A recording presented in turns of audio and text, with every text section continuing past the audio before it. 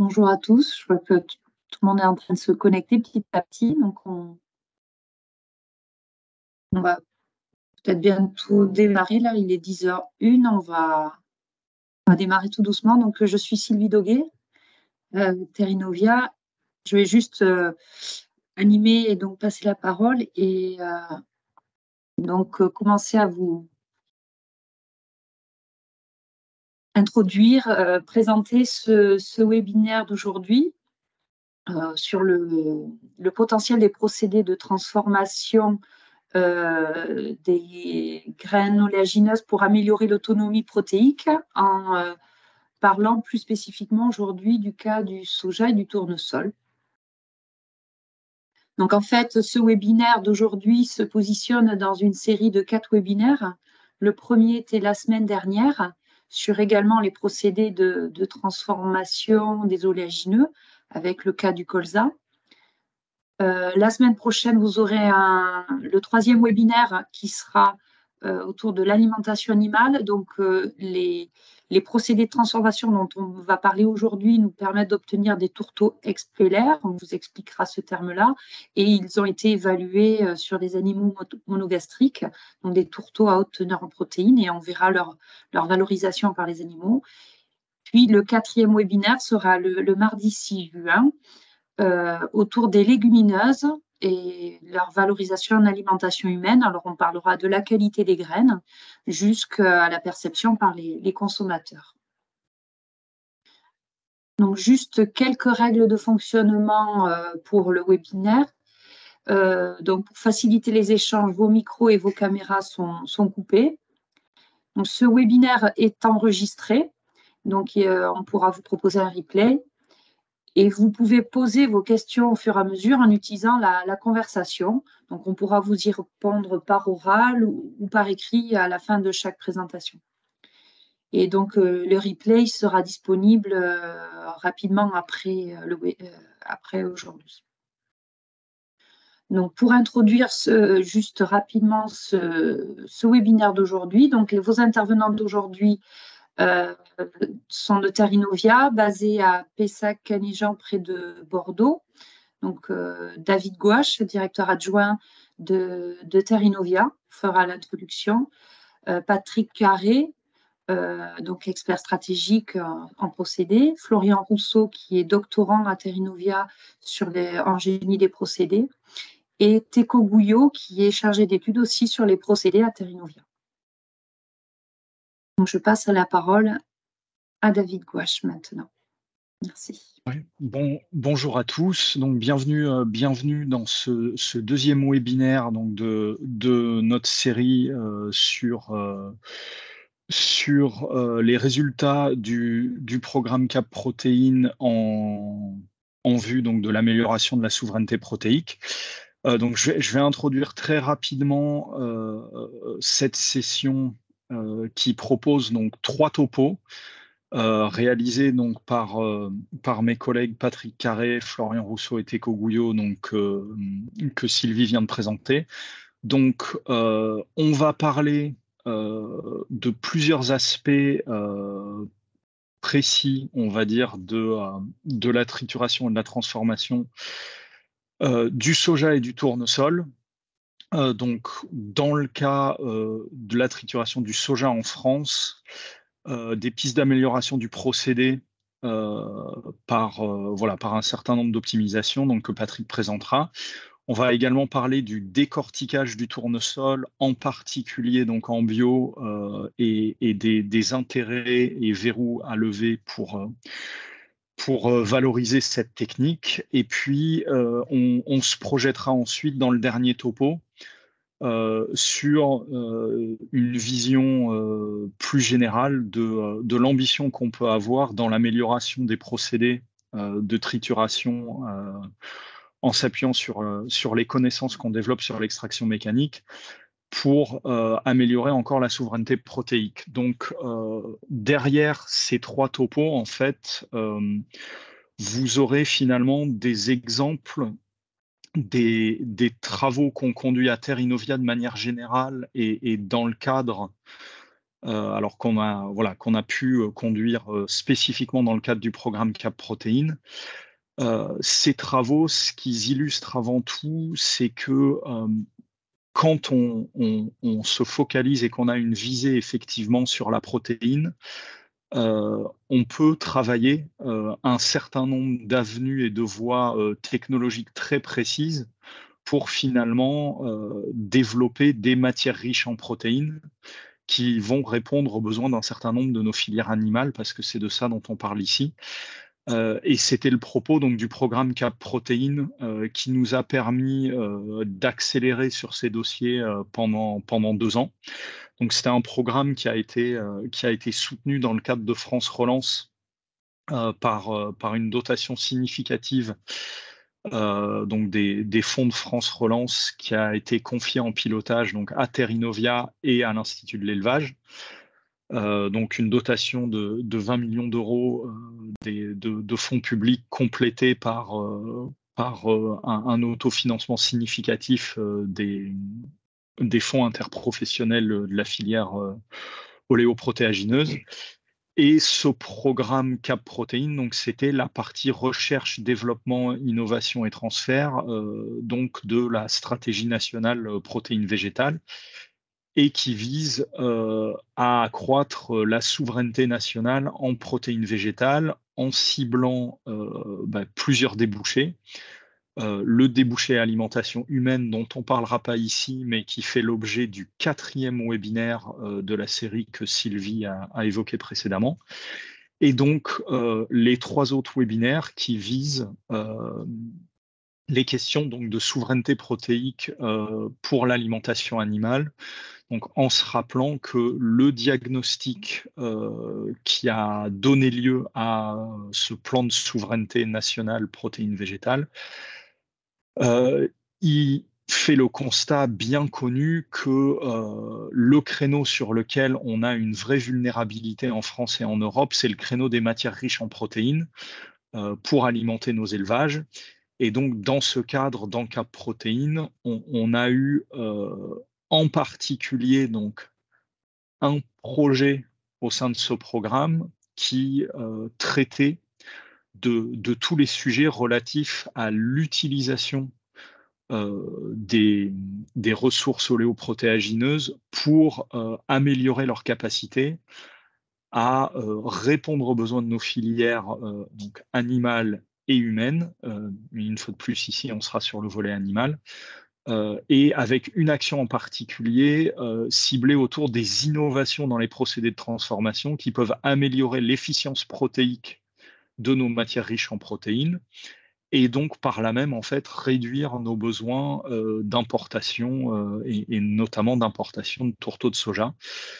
Donc voilà, vous allez avoir quelques exemples très concrets de ça par les collègues et qui illustrent donc très bien notre démarche en général sur ces sujets-là, qui vise effectivement à développer un certain nombre d'innovations qui peuvent permettre d'améliorer cette souveraineté au travers d'une réflexion vraiment ciblée sur ce sujet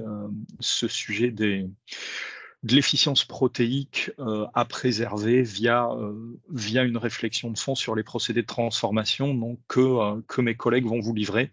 Donc, je vais leur passer la main, du coup.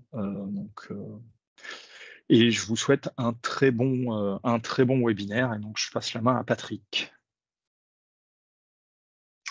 Bonjour. Donc, je vais d'abord commencer par une question concernant les tourteaux de soja et notamment les pistes d'amélioration pour une transformation plus performante en France. Donc, ça va être une présentation assez longue, mais en 3 parties, et je ferai des pauses à la fin de chaque partie pour que vous puissiez poser des questions. Donc la première partie, elle va porter sur la question de la qualité des tourteaux de soja expeller. Donc je vais d'abord vous présenter de quoi il s'agit et puis on verra quel est l'état des lieux. Ensuite, on parlera de la qualité telle qu'elle est impactée par les procédés de transformation qui sont appliqué réellement dans nos industries en France. Quelques observations qui ont été faites en conditions industrielles et un point sur les bilans énergétiques qui sont aussi un point, alors c'est pas les protéines, mais ça contribue à l'équilibre économique et environnemental de la filière, donc c'est aussi un point qui est très important en ce moment. Et puis le dernier point, il va concerner toujours dans le cadre de la trituration du soja, une analyse microéconomique de la performance de l'extraction pour comprendre les raisons qui font que les industriels aujourd'hui n'essaient pas de pousser plus loin les performances des huilages, notamment du fait d'un rapport coût-bénéfice qui n'est pas satisfaisant, et je conclurai ensuite rapidement. Donc pour introduire le sujet, mais très rapidement, hein, on voit que la culture du soja a eu tendance à prendre un peu d'ampleur ces dernières années jusqu'en 2020. Et puis depuis 2020, on a tendance à stagner. C'est une culture qui a beaucoup d'atouts agronomiques, mais qui n'est pas attractive pour les agriculteurs puisqu'elle n'est pas suffisamment rémunératrice. Et donc on se demande, la question qu'on peut se demander, c'est est-ce qu'il y a moyen d'avoir des prix plus intéressants via une transformation qui serait plus performante. Et c'est de ça dont il va être question aujourd'hui. Donc, ce qui fait le prix du tourteau de soja, hein, c'est d'abord le cours mondial qui est déterminé pour le tourteau de référence, qui est un tourteau OGM. Là-dessus se greffe la problématique des tourteaux non OGM, qui sont la totalité des tourteaux produits sur le territoire national. Une problématique qui est en train de changer, avec une montée en puissance des tourteaux non déforestants, mais ce n'est pas trop les choses dont on va parler aujourd'hui. Il peut y avoir aussi une prime à l'origine France, et puis il y a l'effet de la présence des outils de transformation qui sont sur le territoire national. Donc, c'est des outils qui ont l'avantage de renforcer le lien entre les filières végétales et animales, ce qui permet aux tourteaux d'être utilisés par les filières sous signe de qualité qui les valorisent le mieux. Mais ça a aussi pour inconvénient de ne pas pouvoir faire n'importe quoi au niveau du prix, puisqu'il faut préserver la compétitivité de ces filières et qui sont aujourd'hui un peu malmenées, comme on le sait. Et donc, le seul levier sur lequel on peut vraiment intervenir, c'est le levier de la qualité des produits, et ce qui va faire l'objet de cette présentation. Donc, pour commencer, de quoi parle-t-on quand on parle de tourteau expeller? La référence, c'est le tourteau standard. Donc, le tourteau standard, il est produit à partir d'un procédé qui est assez connu, mais je vais quand même le rappeler brièvement. Donc, les graines sont d'abord concassées. On peut aspirer une partie des pellicules qu'on verra permettent ensuite de standardiser la teneur en protéines. Donc, les produits concassés sont conditionnés thermiquement avant d'être aplatis. On obtient des flocons qui passent en extraction. Donc, l'extraction, c'est un procédé qui se fait au moyen d'un solvant qui s'appelle l'hexane. Ça se fait dans des extracteurs à contre-courant continu où on va avoir une matière qui avance et qui va rencontrer un flux de solvant à contre-courant. Donc, le solvant va se charger progressivement d'huile et va ensuite pouvoir être distillé pour pouvoir récupérer l'huile. Ce qui permet de récupérer l'hexane qui retourne vers l'extracteur. Et on a parallèlement à ça un solide qui s'appelle le marc, qui est imprégné de solvant, qui passe par une étape de désolventation et ensuite de séchage, donc qui permet de récupérer d'un côté l'hexane, et un tourteau qui ensuite va être équilibré en termes de teneur en protéines pour avoir une qualité très constante par rapport à la teneur en protéines, et donc qui donne un produit très bien standardisé, très bien maîtrisé par les gens de l'alimentation animale. Donc, ce qui fait la spécificité de ce produit, c'est qu'il passe par une étape de désolventation, laquelle est opérée dans ces gros appareils qu'on appelle les désolvanteurs toasters, sécheurs, refroidisseurs, donc où le produit va rentrer par le haut et traverser différents plateaux qui vont permettre de chauffer et évaporer l'hexane. et qui va ensuite rencontrer un contre-courant de vapeur vive qui va permettre d'achever la désorption du solvant et permettre de garantir l'absence de solvant résiduel dans les tourteaux. Il subit ensuite une étape de séchage à l'air chaud, ce qui nous donne un tourteau désolvanté qui ensuite peut être utilisé commercialement. L'alternative, et ce qui représente l'essentiel du procédé appliqué en France, c'est un procédé d'extraction mécanique. C'est pour ça qu'on parle de tourteau expeller. Les graines subissent juste 3 étapes. Un concassage qui est fait à partir de cylindres cannelés comme on en voit sur la gauche. Ensuite, une étape de cuisson où on passe dans des espèces de grosses marmites qui permettent de monter la température de la graine à environ 105 degrés avec du séchage. Et ensuite, une étape d'extraction mécanique par pression. Donc la pression, ça se fait dans des vis sans fin qui sont composées de différents segments dont le noyau de la vis va en augmentant au fur et à mesure qu'on va vers la sortie, ce qui permet de générer de la compression, et la compression permet de faire sortir l'huile à travers la cage qui est composée de 2 barreaux séparés par des petites cales d'épaisseur qui sont disposées de manière à laisser sortir l'huile, mais pas le solide. Donc, une alternative à la cuisson standard, c'est la cuisson par extrusion, qu'on ne rencontre pas beaucoup en France, mais qui est une solution possible et qui est une solution qui est beaucoup étudiée dans la littérature. Donc, quand on regarde quels sont les critères de qualité pour un tourteau expeller, on va garder 3 paramètres importants.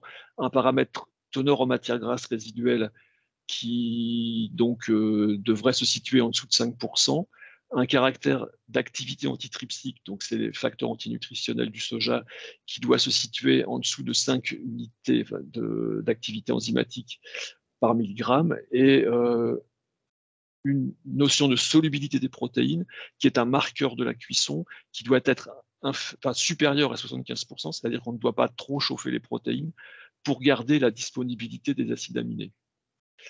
Donc la matière grasse, c'est important parce que ça joue sur la concentration des protéines, c'est aussi dans le bilan économique la valorisation de l'huile, c'est un facteur qui permet de maîtriser le bilan matière et donc le bilan économique de la trituration.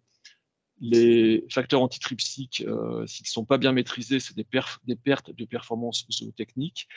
Et la solubilité des protéines, si elle n'est pas suffisamment élevée, on a des pertes de digestibilité de certains acides aminés.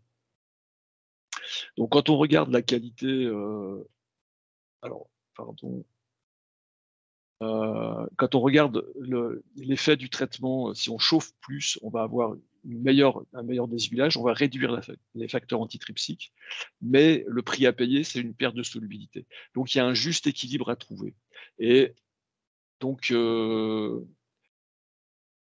lorsqu'on regarde la qualité à travers la littérature scientifique sur le sujet, on peut voir que les teneurs en protéines qu'on trouve dans ces articles scientifiques vont de 4,1 à 10,6%.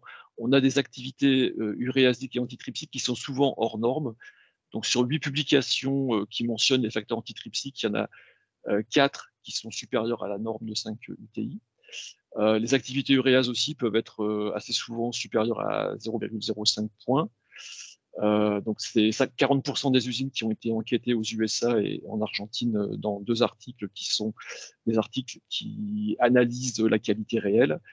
Et il y a un très gros article qui a été publié en 2020 dans le JAOCS qui a examiné énormément de tourteaux, mais seulement 24 expellers.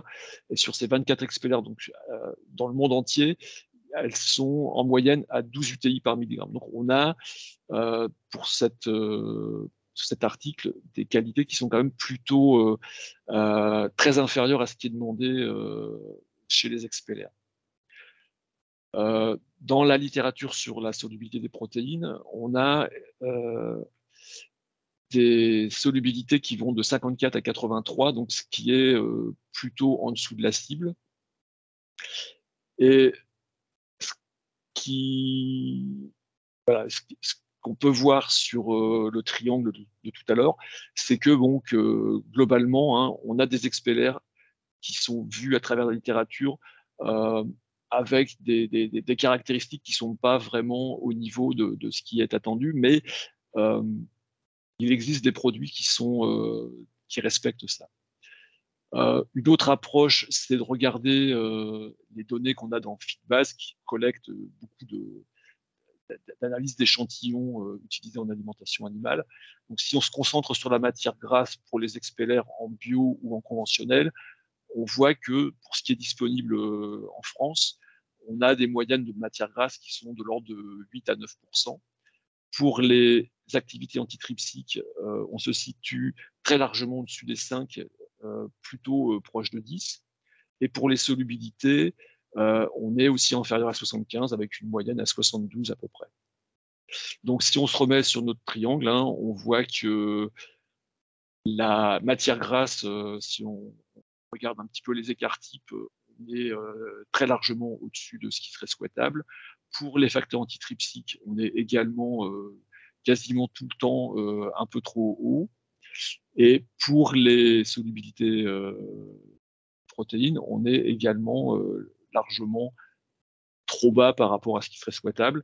Et ce que j'ai mis en vert plus foncé, c'est les tourteaux industriels 48, les tourteaux solvants, et qui sont, eux, beaucoup plus proches des objectifs, avec des qualités qui sont plus resserrées, c'est-à-dire plus homogènes. Donc, si on fait un petit peu le bilan de tout ça, on voit que pour les monogastriques, c'est pas le bilan, mais c'est ce que ça donne en termes de performance zootechnique hein, dans la littérature scientifique. Sur 18 publications qui comparent des expellaires contre des sojas standards, on a 5 cas où les expellaires donnent de meilleures performances que les tourteaux standards, avec des digestibilités idéales qui sont légèrement supérieures de quelques points. Par contre, on a 10 cas où il n'y a pas vraiment de différence et c'est soumis à des conditions de traitement thermique suffisant, c'est-à-dire qu'on doit inactiver les facteurs antitrypsiques, et c'est généralement avec de l'extrusion et des températures supérieures à 140 degrés. Et puis, on a 3 cas où on a observé des dégradations de performance. Donc, on ne peut pas dire qu'il y ait une supériorité, mais ce n'est pas non plus un tourteau qui, manifestement, malgré ce qu'on vient de dire, hein, qui est un peu trop gras et peut-être un peu sous-cuit par rapport aux facteurs antitrypsiques, tout en ayant des protéines un peu trop, des pertes de solubilité assez importantes. Ça n'a pas l'air de se traduire, mais il faut quand même regarder ça. On ne parle pas exactement de la même chose. Hein. On a d'un cas la réalité industrielle, de l'autre, ce sont des produits qui ont été généralement produits dans des conditions bien maîtrisées avec des qualités qui étaient correctes. Et donc là, dans ce cas-là, on a des tourteaux qui sont performants. Sur ruminants, il y a 9 études disponibles dans la littérature, 4 qui concluent à une dégradabilité ruminale réduite. Donc on arrive par des traitements thermiques à avoir un peu plus de PDI grâce à la chaleur. Il y en a 5 qui ne voient pas de différence et quand on fait des tests de production, notamment sur des vaches laitières, il y en a très peu qui voient vraiment un effet significatif, avec toutefois une limite, c'est que souvent on ne met pas beaucoup de ces tourteaux et c'est difficile de voir des différences significatives. Il y a une étude qui montre la possibilité de réduire de 30% la quantité de tourteaux avec un traitement thermique bien adapté. Donc, pour conclure, la qualité des expellaires est plus dispersée, plus hétérogène que celle des tourteaux standards. Les performances zootechniques, elles dépendent fortement du process qui est appliqué. Et on notera qu'il est possible de produire des expellaires à moins de 5% de matière grasse, qu'un traitement thermique bien conduit peut permettre d'atteindre à peu près toutes les cibles en termes de solubilité d'activité antitrypsique de matière grasse, ou dans le cas des ruminants, avec des traitements un peu plus forts, d'arriver à protéger les protéines contre les dégradations ruminales. Donc, le procédé des expellaires peut fonctionner correctement, mais les conditions dans lesquelles il est mis en œuvre doivent être bien maîtrisées. Voilà, je fais une petite pause Sylvie, si tu as si tu as reçu des questions, je peux y répondre. Je n'en ai pas reçu pour l'instant. Moi, j'en aurais peut-être une. Là, tu avais parlé de l'extrusion à un moment donné. Est-ce qu'il ne faudrait pas utiliser l'extrusion plutôt que la cuisson classique pour préparer le soja? Donc, ça peut permettre aux autres aussi peut-être de préparer les questions s'ils en... Donc, oui, sur l'extrusion, Alors, à la sur place de la cuisson l'extrusion, classique en préparation. oui, l'extrusion est plus utilisée en Amérique, sur le continent américain qu'en Europe, où la technologie qui a été préférée, c'est plutôt la technologie des cuiseurs classiques, probablement du fait que les usines sont conçues pour éventuellement faire face à un retournement de situation et pouvoir travailler d'autres graines que le soja au cas où la culture de soja connaîtrait des difficultés.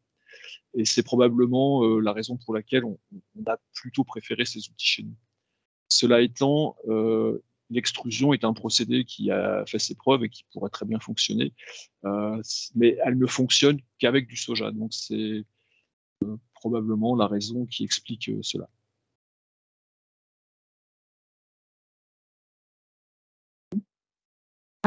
Et là, nous avons une autre question. Pourquoi l'expert est-il préférable au tourteau classique?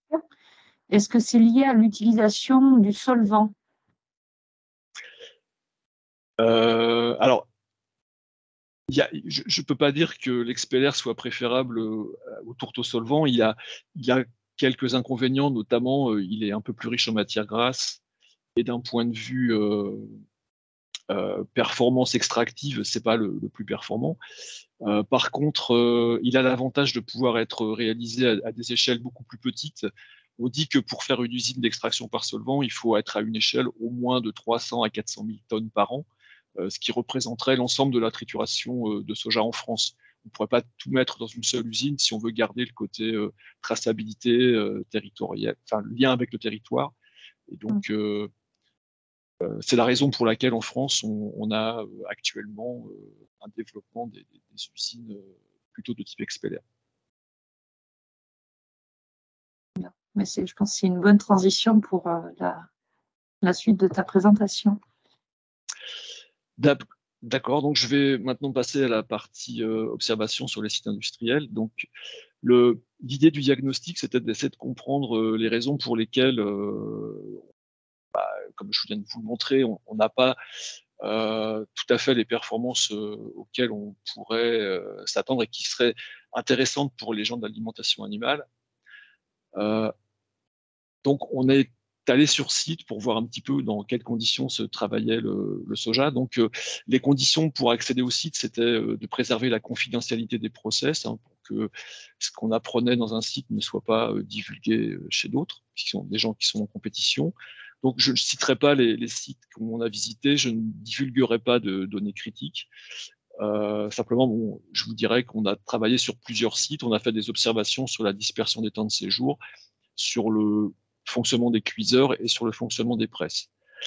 Donc, en ce qui concerne le fonctionnement des presses, ce qu'on peut dire, c'est qu'on a travaillé par des mesures notamment de température.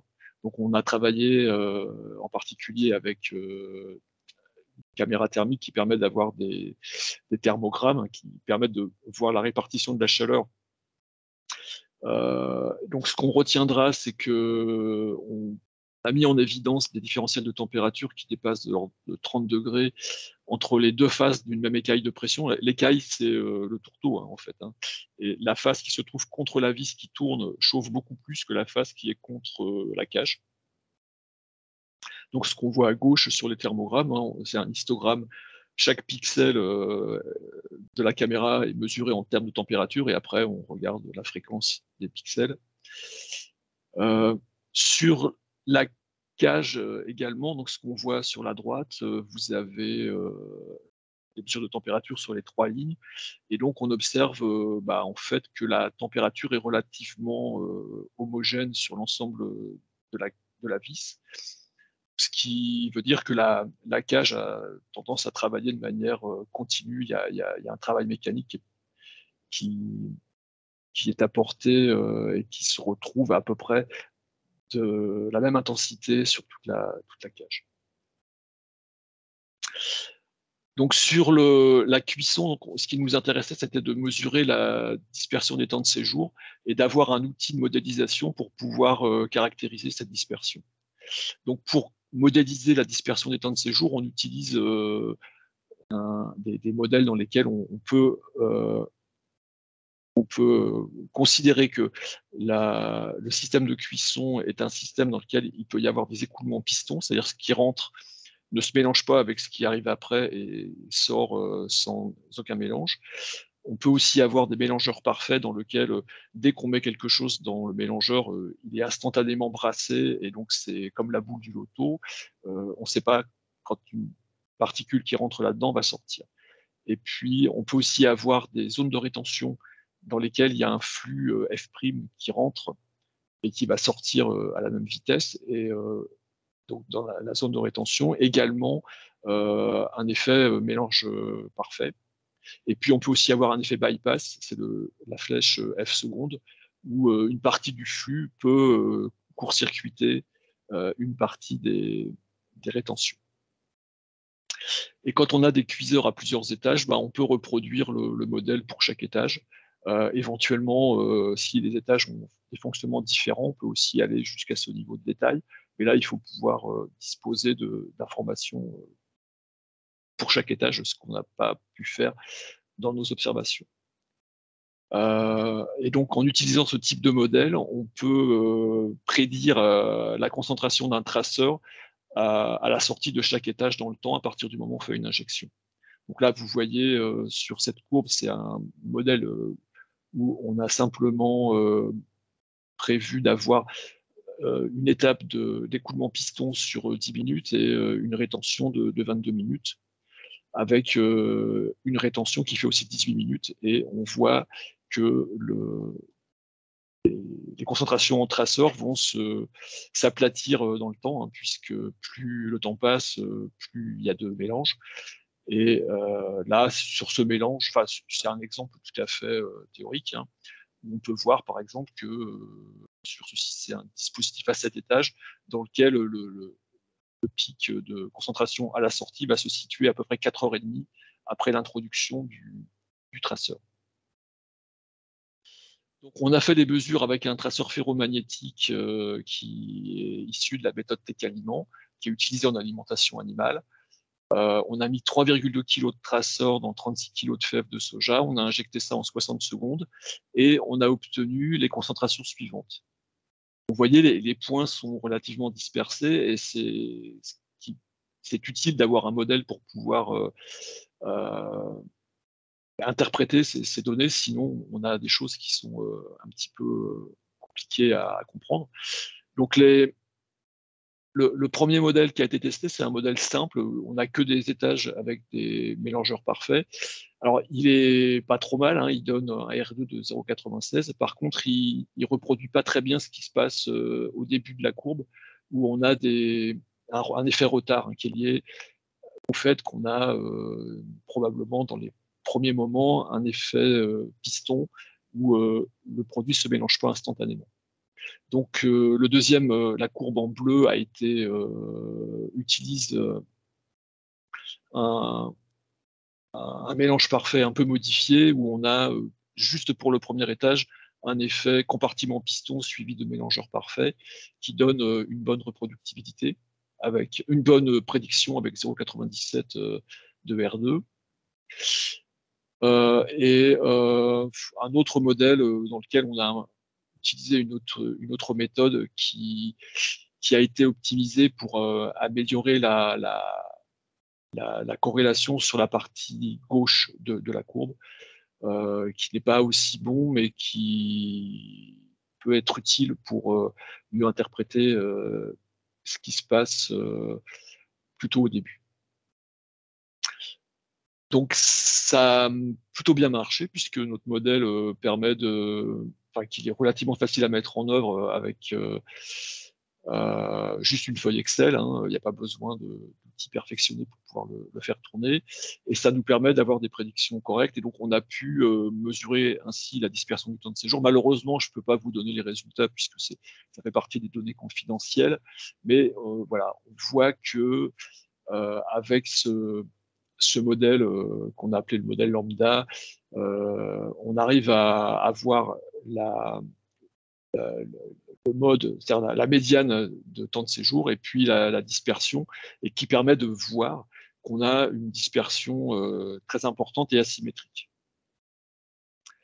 Donc ça nous a permis de confirmer qu'on a une cuisson qui est longue et qui donne des temps de séjour qui sont plutôt défavorables à la solubilité des protéines.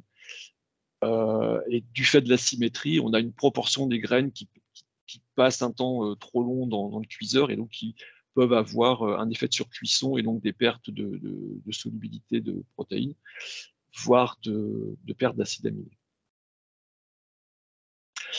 Le dernier point, c'est l'analyse du fonctionnement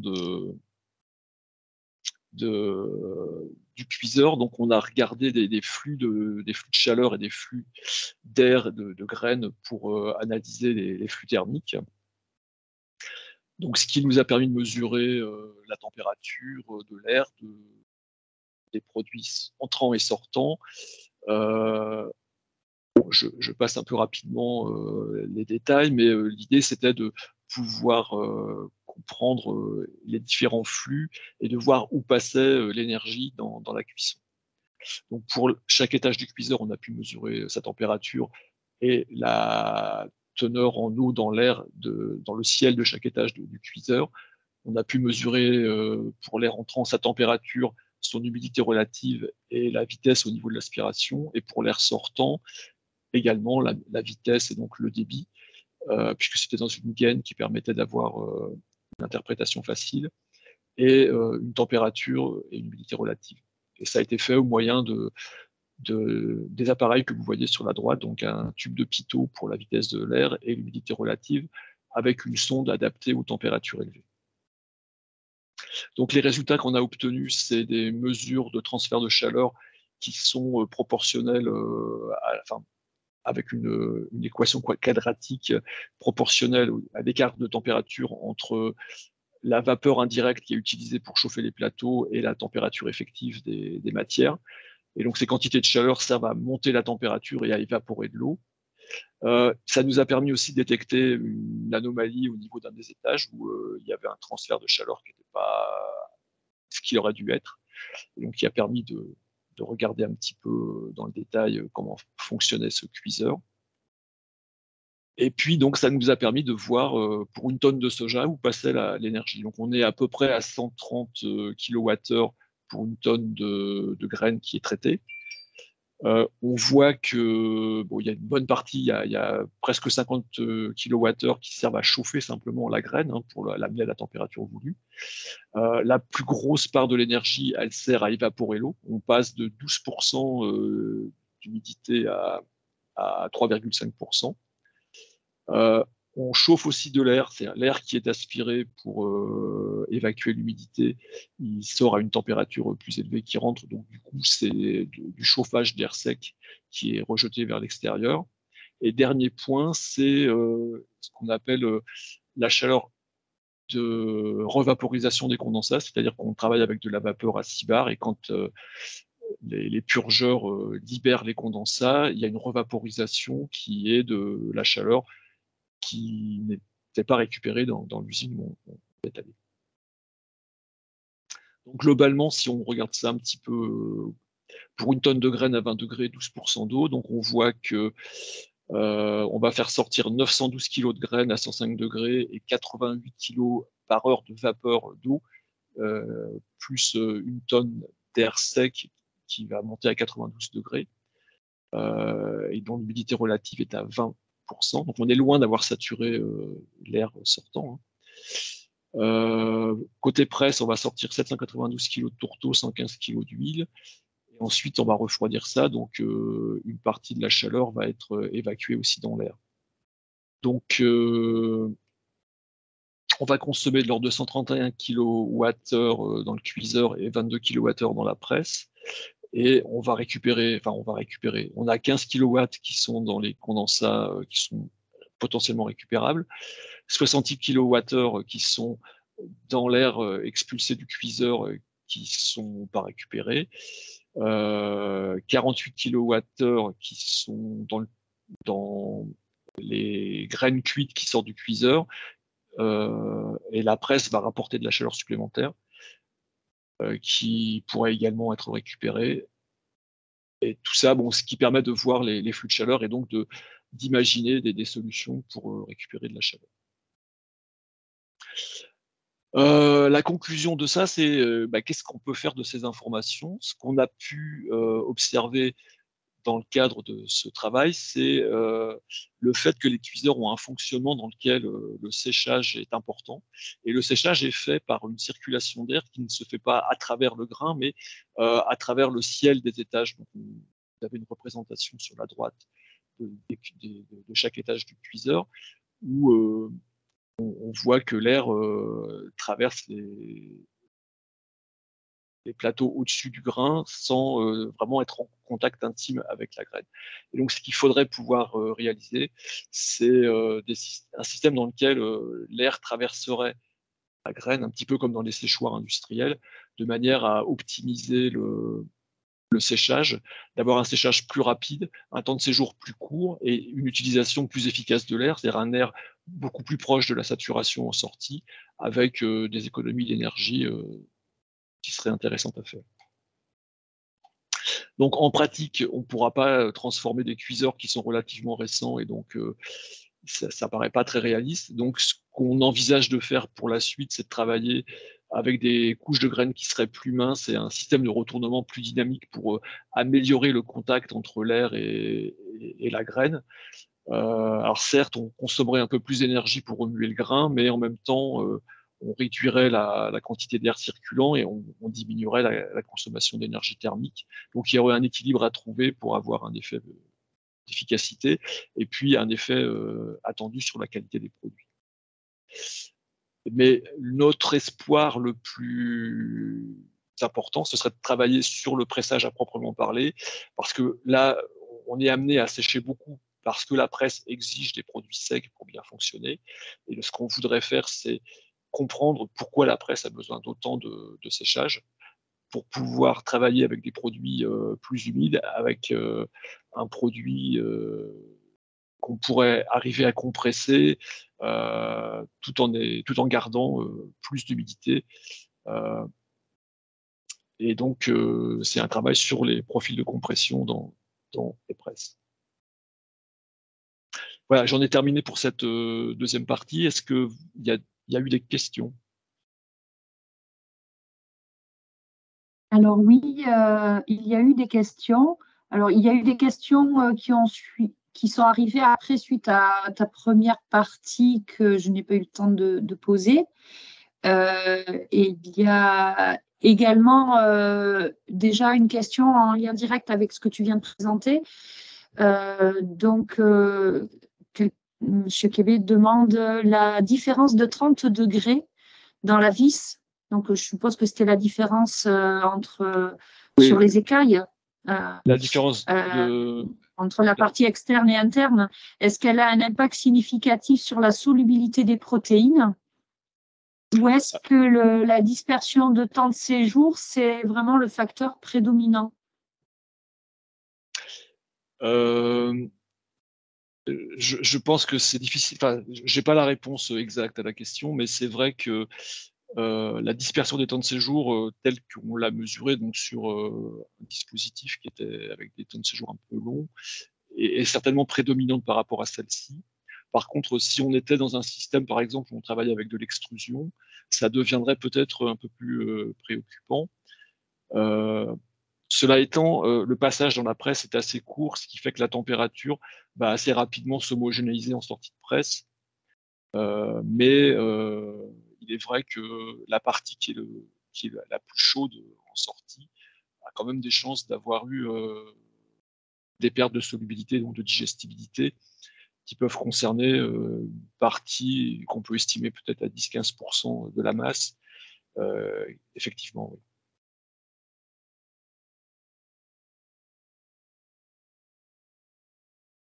Donc, je reviens sur d'autres questions qui avaient été posées. Donc, le lien entre solubilité des protéines et la digestibilité des acides aminés en porc est peu connu en France. Est-ce que c'est bien avéré? Alors, je l'ai pas sous la main, mais j'ai une figure qui montre surtout sur porcelet. Hein, c'est peut-être un peu moins vrai sur les porcs plus âgés, mais le système digestif des porcelets n'est pas aussi développé que chez le porc un peu plus vieux, et du coup on a des pertes de croissance assez significatives lorsque les protéines descendent en dessous de 70% de solubilité.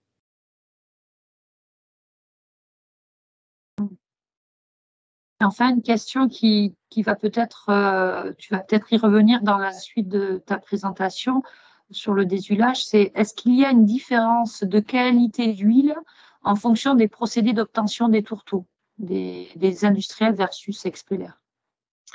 Alors, complètement, les Donc, huiles. sur la qualité de l'huile. Bah oui, les huiles extraites par solvant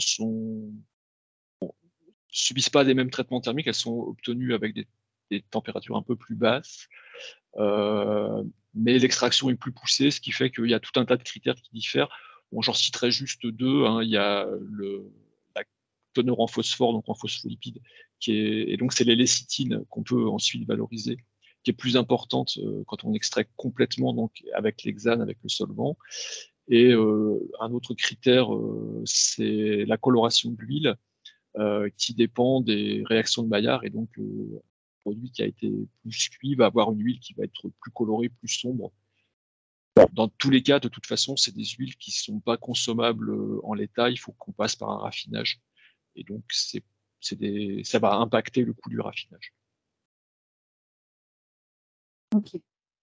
Et juste peut-être une dernière question par rapport à ce que tu avais présenté sur la chaleur, est-ce qu'il ne serait pas possible de recycler tout ou partie de la chaleur qui sort du système, hein?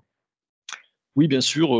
Donc, c'est des choses qui se font à des échelles un petit peu plus grandes, sur des installations qui ont des plus grosses capacités, où c'est plus facile d'amortir ce genre d'équipement. En général, c'est fait. On va récupérer la chaleur latente de vaporisation des condensats. On va récupérer des systèmes. Enfin, on va avoir des systèmes de récupération de chaleur là où c'est possible pour, par exemple, chauffer l'air qui va rentrer dans le système, et donc économiser un peu de chaleur.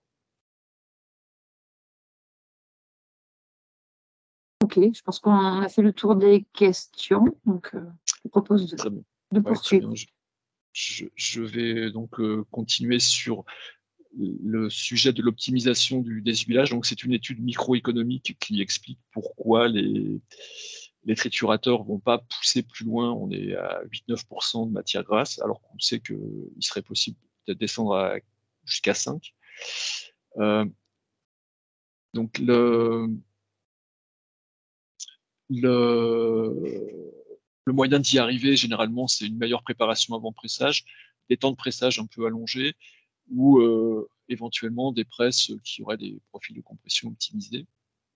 Donc, pourquoi les triturateurs ne font pas l'effort d'améliorer ce rendement en huile? C'est ce qu'on va essayer de voir.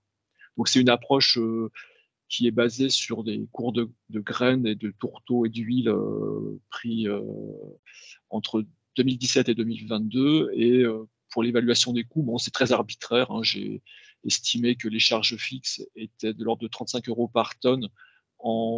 Elles vont varier selon l'indice de capacité, c'est-à-dire que si on veut améliorer le déshuilage, on va avoir tendance à réduire la capacité. On va passer plus de temps dans le système, donc le nombre de tonnes qu'on peut passer par unité de temps va diminuer.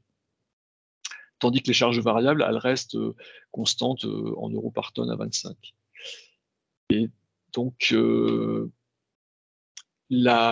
modèle que j'ai utilisé va faire varier un index de capacité de manière à pouvoir encadrer un petit peu les valeurs extrêmes de matière grasse qu'on observe dans le feedbase, avec une fonction quadratique qui match de manière à ce que le point bas est à 5%, le point haut à 15,5% de matière grasse, et la valeur moyenne à 8,5%.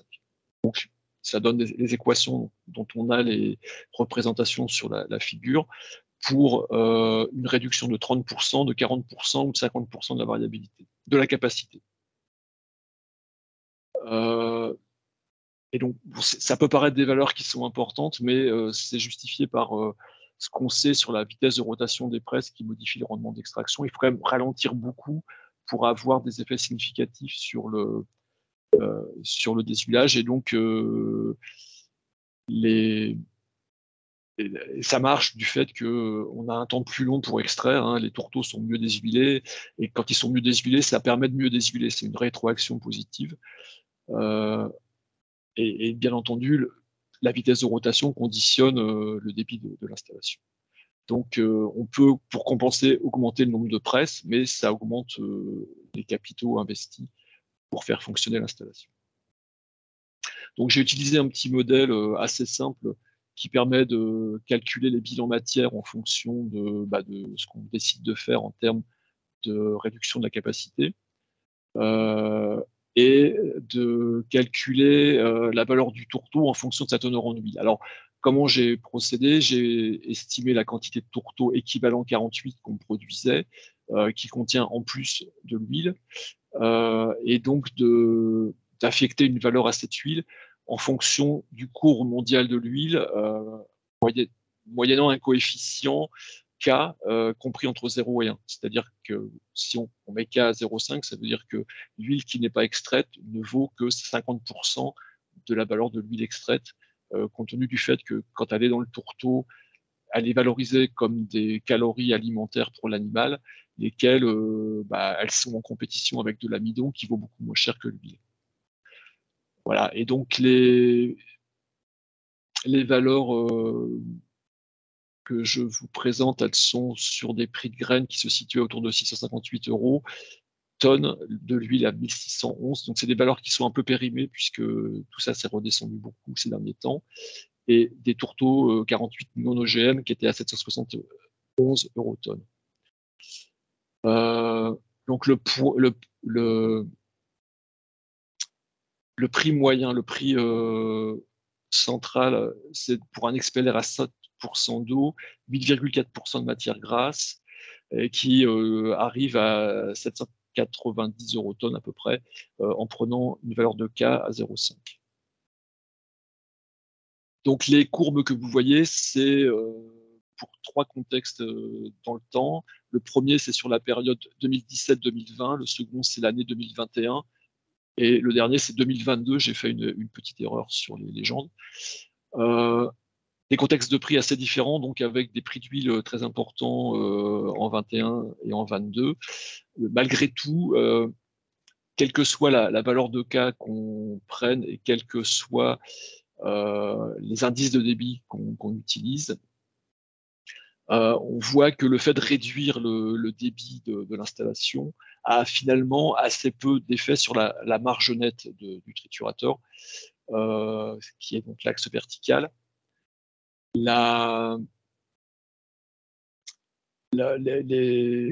Donc l'effet est un petit peu plus important dans le contexte 2021. Si on regarde la courbe verte où le K est égal à 0,4, les choses sont peut-être un petit peu plus intéressantes, mais c'est quand même assez vite neutralisé lorsque on considère un prix d'huile légèrement supérieur, enfin l'huile qui n'est pas extraite, hein, l'huile du tourteau.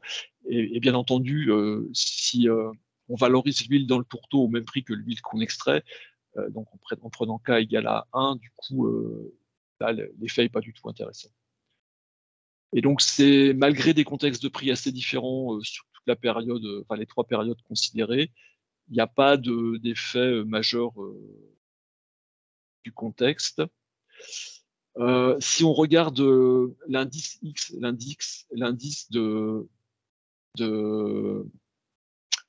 l'allure avec laquelle on va améliorer le rendement, bon, pour X égale 50, c'est-à-dire qu'il faut beaucoup réduire le débit pour avoir une amélioration significative du rendement en huile.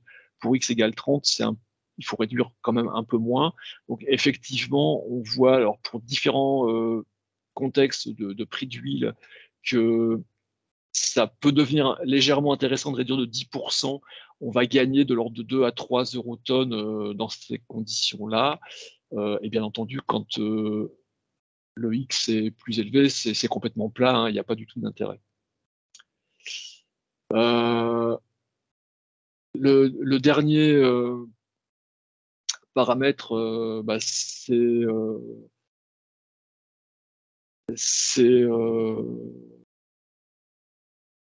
l'effet année. Hein, donc, j'étais un petit peu perdu parce que j'ai mal écrit la légende en bas. Là, c'est 2017-2020, ensuite 2021 et 2022. Donc, en 2017-2020, pardon, où les prix d'huile n'étaient pas très élevés, si on se réfère à la valeur d'huile moyenne de l'époque, c'est 702.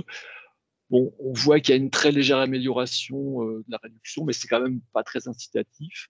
Ensuite, en 2021, avec des prix de tourteau qui étaient très élevés, là, c'est pas du tout incitatif. Et c'est pareil en 2022. Voilà, donc pour conclure rapidement, hein, ce qu'il faut retenir de ça, c'est que l'effort qu'il faut faire pour gagner quelques points d'huile est pas très rentable dans le contexte actuel où, pour y arriver, on a besoin de réduire beaucoup la capacité des usines. Et en fait, pour arriver à avoir une efficacité, pour une incitation significative, il faudrait réduire le X qu'on a vu au début à peu près 10% pour avoir des valeurs qui pourraient être à peu près intéressantes.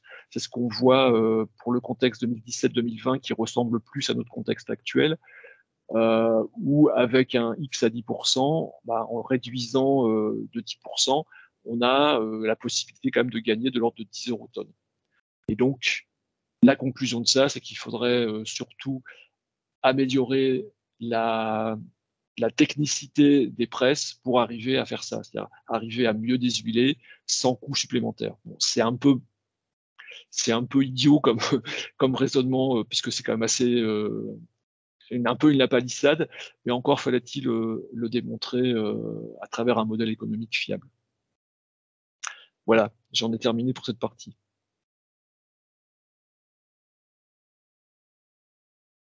Des questions? Merci.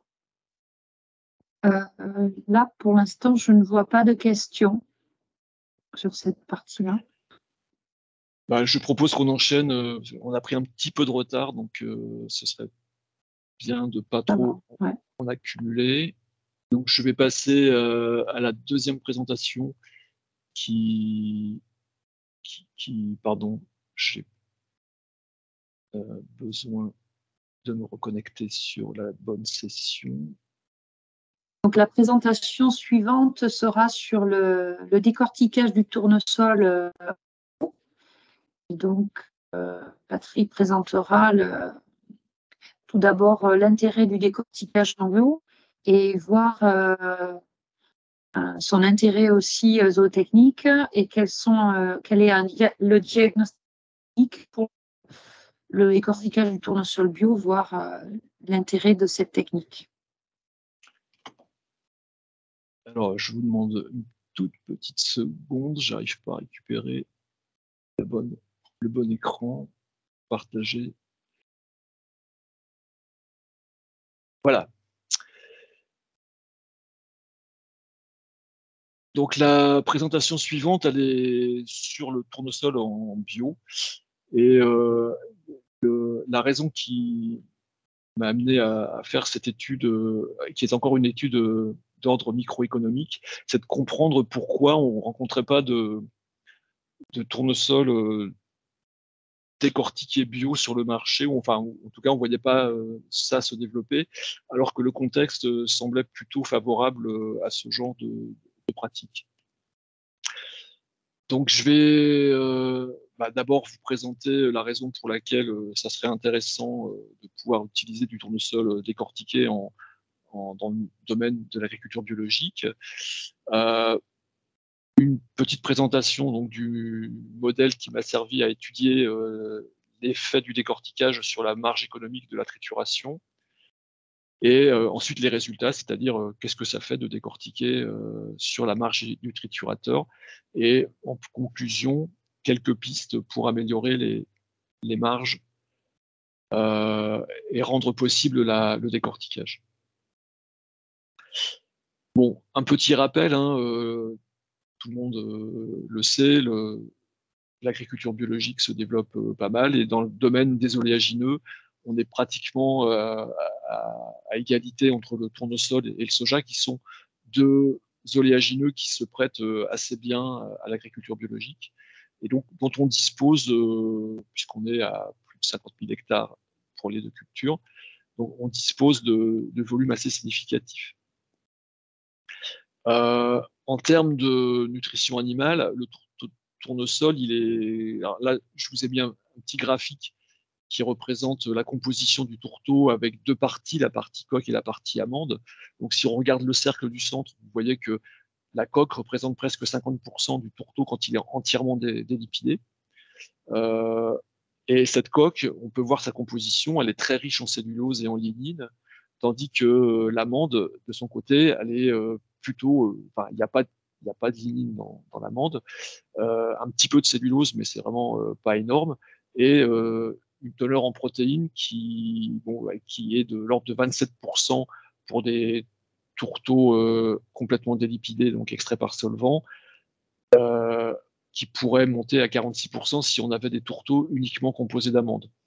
Donc ça, c'est pas tout à fait ce qu'on a en bio. En bio, on est plutôt sur des tourteaux dits 24%, puisqu'il y a un petit peu de matière grasse qui dilue les protéines.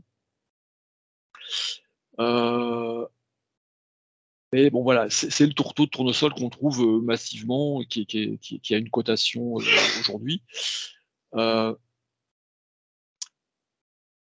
Alors qu'on est dans un contexte qui pousserait quand même à augmenter la concentration. Pourquoi? Parce que la réglementation vient de changer. On a perdu la dérogation de 5% de matières premières non bio dans l'alimentation des pondeuses. Ces pondeuses, elles ont besoin de méthionine, dont la protéine de tournesol est plutôt riche. Mais ces pondeuses, elles n'aiment pas les fibres. On ne peut pas mettre beaucoup de tourteaux de tournesol dans leur ration, puisque ça fait perdre de la concentration. Donc, ces pondeuses, elles représentent plus de 50% du marché des aliments composés en bio. On a besoin de leur donner des protéines concentrées, et comme on n'en a pas, on importe du soja. Donc du soja bio, mais du soja d'importation. Et donc on perd la possibilité de bien valoriser les protéines de tournesol. Et la question qui se pose, c'est qu'est-ce qu'il faudrait faire au niveau prix pour que ça puisse passer. Voilà, donc en conventionnel, on sait que le décortiquage est largement pratiqué. Les tourteaux de tournesol décortiqués ont vraiment contribué à réduire notre dépendance aux tourteaux de soja. Et donc là, l'étude économique, elle vise à comprendre l'incidence de ce décortiquage sur la marge du triturateur en formulant les hypothèses suivantes. La composition des graines de tournesol bio, elle est à peu près similaire à celle des graines conventionnelles. Autre hypothèse, c'est qu'en retirant 85% des coques, on produirait un tourteau à 40% de protéines. Bon, ça, c'est mathématique, hein, c'est des règles de 3. Et en pressant un tournesol décortiqué, on ferait de la double pression. C'est-à-dire qu'actuellement, le tournesol standard en bio, il fait 24% de protéines, ce qui veut dire qu'il a une teneur en huile qui est quand même relativement élevée. En décortiquant, l'hypothèse qu'on fait, c'est qu'on ferait de la double pression et qu'on viserait une matière grasse résiduelle plus faible, ce qui ferait qu'au final, on produirait plus d'huile, donc 42% d'huile produite au lieu de 37%, ce qui aurait potentiellement un impact sur le revenu du triturateur. Donc je me suis basé sur les coûts des produits biologiques qu'on peut trouver dans la dépêche, donc qui contient des valorisations pour la graine, pour les tourteaux, par contre qui ne permet pas de trouver de valeur pour les huiles. N'ayant pas de valeur pour les huiles, j'ai essayé de les estimer par rapport à ce qu'on sait de la relation entre la valeur des graines et la valeur des huiles. qui sont reliés par la marge de trituration. Alors, on a une relation dans le temps qui est significative, mais un peu faible. Donc, c'est une relation qui permet quand même de calculer une estimation, sachant qu'il peut quand même y avoir un certain nombre de variations d'une année sur l'autre. Donc l'équation que j'utilise, c'est une équation dans laquelle on va évaluer la valeur de l'huile, c'est la valeur VH en fonction de la valeur des graines multipliée par le taux de marge brute qui dépend un peu de la valeur des graines aussi. Moins la valeur du tourteau multipliée par le rendement en tourteau et le tout divisé par le rendement en huile. Donc ça permet d'avoir une estimation. C'est pas l'idéal, mais ça donne quand même une idée. Et pour pas trop surévaluer le fait d'avoir un peu plus d'huile, j'ai appliqué une moins-value de 10% pour la valeur de l'huile obtenue par deuxième pression. Pour évaluer la valeur du tourteau décortiqué, donc j'ai utilisé une valeur de prédiction en fonction d'un panier de matières premières qui était disponible également dans la mercuriale, en utilisant 3 données qui permettent d'avoir une relation, une prédiction qui marche assez bien. C'est la composition en matière grasse, en protéines et en NDF. Et donc, compte tenu pour à un moment donné dans l'année la valeur des matières plus leur composition, on peut obtenir une équation de prédiction qui va permettre de situer le tourteau décortiqué en fonction de ce qu'on en sait, c'est-à-dire de sa teneur en matière grasse, en NDF et en protéines. Et donc là, le cas que je vous montre, c'est ce qui se passe en décembre 22. Et ça le situe par rapport à l'ensemble du panier des matières premières, avec à noter quand même le tourteau, le côté origine France pour le tourteau de soja qui génère une plus-value, qui le fait sortir un petit peu de la droite. Et donc on pourrait se demander si le tourteau décortiqué pourrait aussi bénéficier de ce genre de plus-value. Par contre, pour la valeur des coques, là, j'ai un peu plus de mal à donner une valeur. Donc, on est parti pour la valeur, le point central à une valeur arbitraire de 100 eurotonnes. Et ensuite, c'est une valeur qu'on a fait varier dans le modèle pour voir un petit peu l'impact que ça avait sur la marge de trituration. Donc, les valeurs dont je suis parti, je les ai pris pour 7 ou 9 conjonctures. Avec donc une période de 2018 à 2021 en gros où ça bouge pas beaucoup. Après une période fin 21 où la protéine a beaucoup augmenté et la graine n'ayant pas suivi tout à fait, ça fait baisser un petit peu du fait de la marge constante, ça a fait un peu baisser la valeur de l'huile, donc ça c'est peut-être un artefact. Et ensuite, plutôt sur 2022, des prix de protéines plus forts, donc avec des conjonctures plus favorables aux protéines. En termes de bilan matière, donc sur le côté tourteau non décortiqué, on n'a pas de coque, on a 37,3% d'huile et 60% de tourteau. Côté décortiqué, on a 20,5% de coque, de l'huile de pression à froid à hauteur de 30,4%, de l'huile de deuxième pression à hauteur de 12% et 34% de tourteau. Donc, à remarquer, c'est la différence de quantité de tourteau qu'on produit, puisqu'on enlève beaucoup de coque, on enlève plus d'huile, et du coup, on a presque 2 fois moins de tourteau. Donc, quand on regarde les marges, en fonction des conjonctures, on voit, alors vous avez la ligne continue qui représente la marge brute, c'est-à-dire juste le différentiel entre le prix de vente de l'huile, du tourteau et des coques d'un côté et le prix d'achat des graines de l'autre. Et en pointillé, c'est quand on rajoute les coûts de trituration qui ont été estimés, mais qui restent fixes. Là. Donc, il y a un coût de trituration un peu plus important pour le décortiquage, puisqu'on fait de la double pression et il y a le coût du décortiquage. Et donc, si on compare ce qui nous intéresse le plus, c'est la rentabilité pour le triturateur. On voit que la courbe grise est supérieure à la courbe jaune dans pas mal d'observations, hein. Dans 1, 2, 3, 4, 5 sur les 9 qu'on a. Il y en a 2 qui sont quasiment à égalité, et puis il y en a 2 qui sont supérieurs pour la situation avec décortiquage. Donc le décortiquage n'est pas très souvent rentable pour le triturateur. Donc, on a l'explication, hein, de pourquoi en bio on décortique pas beaucoup. Et si on rentre un peu dans le détail pour comprendre l'origine de ça, je l'ai déjà un petit peu dit, c'est qu'on produit quand même pas, même si le tourteau est vendu cher, on en produit beaucoup moins. Et du coup, le revenu qui vient du tourteau, là, que vous voyez en pointillé, donc la ligne bleue, c'est le non décortiqué, et orange, c'est avec décortiquage. Et dans les 2 pointillés orange, il y en a une, c'est juste le tourteau, et la deuxième, c'est tourteau plus coque. Donc là, avec mes coques à 100 € tonne, ça contribue très peu à la création de valeur. Et donc le problème, c'est que la valeur totale produite avec décortiquage est souvent bien inférieure, et la raison en est que en enlevant beaucoup de coques, on a beaucoup moins de tourteaux, même s'il vaut plus cher, donc c'est difficile à rentabiliser. Donc si on fait varier la valeur des coques et la valeur du tourteau, qu'est-ce que ça donne? Donc là, la figure, elle représente sur l'axe horizontal la valeur supplémentaire des tourteaux, donc par rapport à la valeur de marché qu'il est supposé avoir.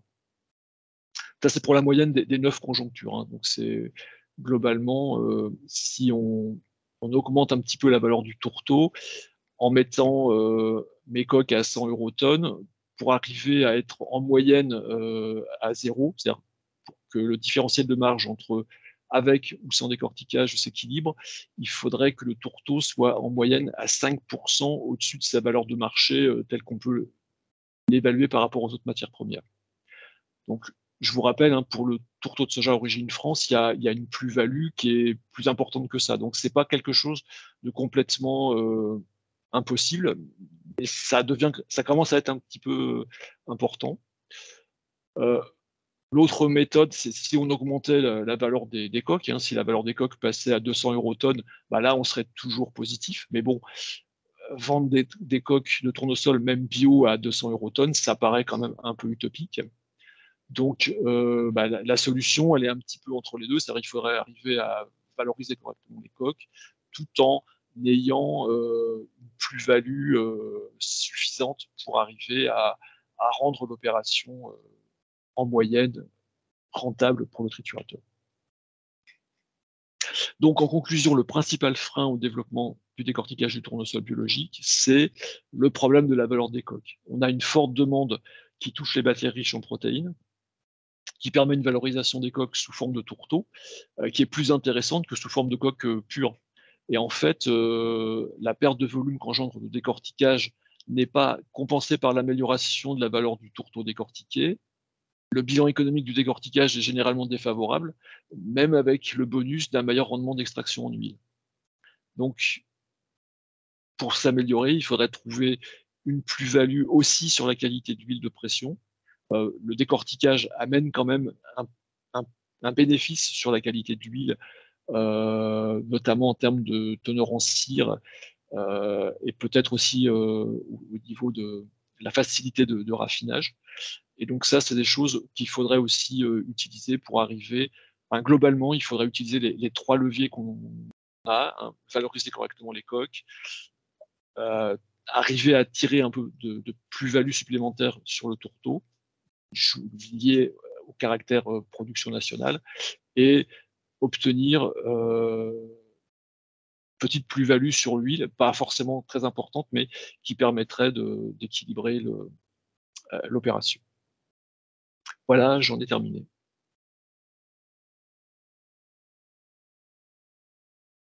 Y a-t-il des questions?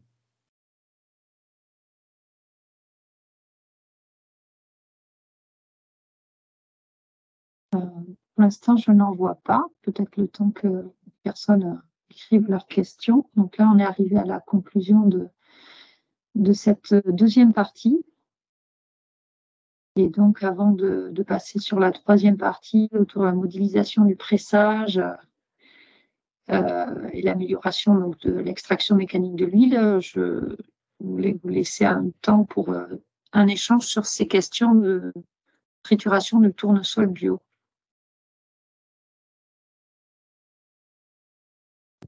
Oui, moi, ce qui me questionnait, c'était par rapport à l'intérêt évident au niveau zootechnique de ce genre de tourteaux pour les élevages en bio. Est-ce que voilà, il n'y a pas une plus-value plus forte sur ces tourteaux à haute teneur en protéines? Enfin, là, tu as modélisé le prix par rapport vraiment au prix du tourteau tel qu'il est raisonnable qu'il soit fixé. Mais faut pas. Enfin, je suis pas un spécialiste de l'alimentation animale, mais ce que j'en comprends, c'est que la situation aujourd'hui est quand même assez compliquée avec le fait que ces tourteaux, ils sont quand même par définition utilisés dans les filières bio qui ont connu un peu un reflux au niveau de la consommation qui fait que on peut pas augmenter les prix de façon. On n'a pas beaucoup de marge de manœuvre en termes de prix. Il faut que le consommateur s'y retrouve au niveau du coût des produits, et c'est un gros verrou pour aller vers faire payer ce que ça coûte en fait au consommateur. C'est pas si simple que ça.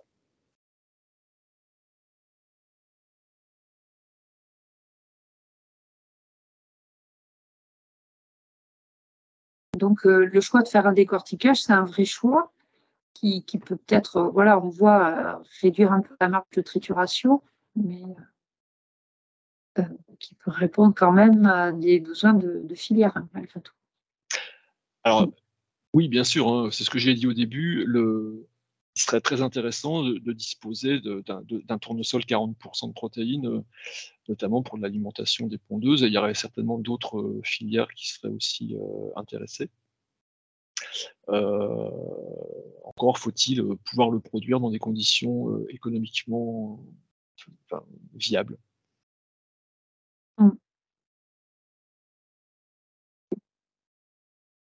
Je ne vois pas d'autres questions. Donc, si vous voulez, je vous propose qu'on passe à la troisième partie et puis, du coup, on pourra faire une discussion générale à la fin de cette troisième partie. Je vais passer la main à Florian Rousseau, donc qui fait actuellement une thèse. Et donc, il va vous présenter les objectifs de sa thèse et ses travaux. Bonjour à tous. Alors, suite à un petit problème technique, je fais ma présentation sur l'ordinateur de mon collègue Teko Gouillot. Donc, je vais vous faire la présentation.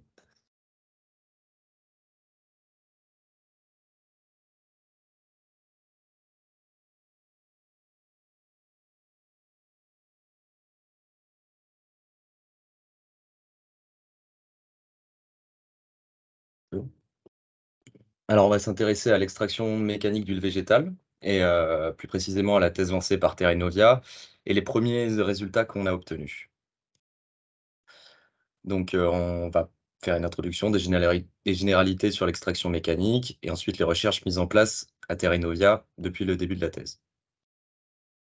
Donc, dans un premier temps, vous pouvez observer la carte de France avec les différentes unités de trituration entre 2015 et 2021. On peut observer qu'en 6 ans, il y a eu beaucoup d'unités de trituration seules qui ont été faites, sans raffinage ou conditionnement avec de l'hexane. Donc, on peut voir aussi que c'est des unités beaucoup plus petites qui tendent, donc on tend vers des unités de trituration décentralisées et sans hexane. Donc, c'est là où cette thèse intervient, puisque c'est des unités de trituration sans hexane, donc des unités juste avec de l'extraction mécanique. Et le rôle de Terra Innovia, qui est un institut technique, c'est de faire le lien entre les demandes de l'industrie et la théorie qui est menée. Donc, pour ça, la thèse, elle a comme objectif de commencer par faire des manipulations, que ce soit sur des bancs d'essai, mais aussi sur du matériel qu'on a acquis, qui est qui sont une presse MBU20. Donc, on a un côté manipulation. Lorsqu'on a recueilli suffisamment de data sur ces deux plans, on va pouvoir passer à l'analyse de ces data, voir quelles sont les conclusions qu'on peut tirer et les phénomènes qui sont intéressants à étudier. Et ensuite, on va passer sur de la modélisation pour essayer d'avoir des modèles prédictifs de ce qui se passe à l'intérieur de la presse, mais aussi sur la qualité et la quantité d'huile qu'on peut obtenir. Donc, pour l'extraction mécanique sans solvant, on peut observer des forces et des faiblesses. Donc, les forces, d'un point de vue écologique, c'est que c'est plus sobre énergétiquement, puisqu'on supprime une opération qui est l'extraction à l'hexane. Ensuite, de par les unités de décentralisation qui existent, on a moins de transport et donc moins de CO2. Ça répond aussi à une demande sociétale. Pas de solvant, produit plus vert, en général, c'est ce qui est demandé par le consommateur. Et enfin, d'un point de vue qualité, on a des produits moins cuits, donc on a une meilleure conservation des protéines. Ensuite, la faiblesse, et la faiblesse principale de ce procédé, c'est d'un point de vue qualité, on a une partie d'huile résiduelle dans les tourteaux qui est beaucoup plus importante comparée à celle à une extraction avec solvant.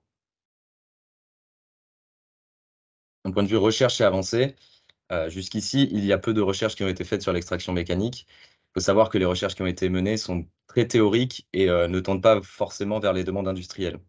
En plus, dans une perspective de transition écologique, il est intéressant de relancer la recherche sur ce phénomène.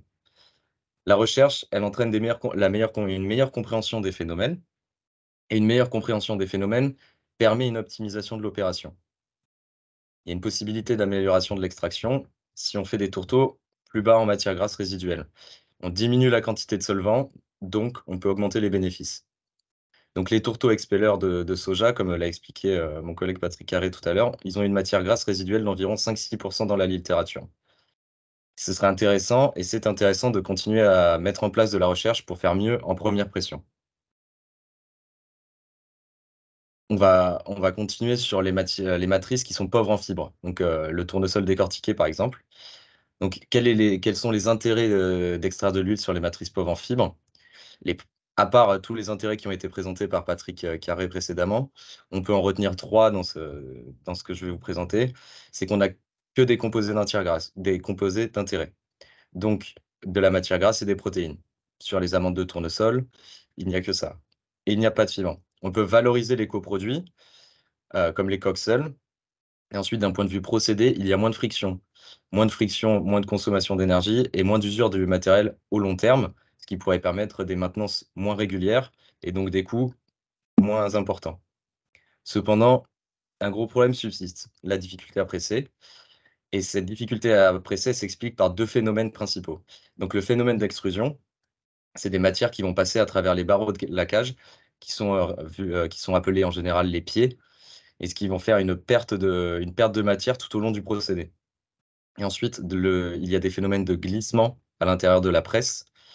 Le phénomène de glissement, c'est qu'il y a un reflux de matière à l'intérieur de la presse qui va induire une perte de rendement sur le long terme.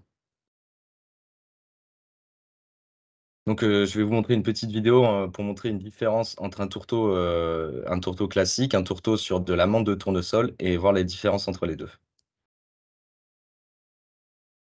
Donc ici, on peut voir un tourteau classique avec une matière qui est assez solide et qui a une facilité de sortie. Ensuite, là, on est sur un tourteau gras. Donc on voit qu'on a quelque chose de beaucoup plus dur à extraire avec des petites quantités qui sortent.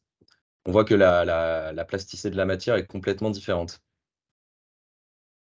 Et enfin, ça, c'est la vis d'alimentation.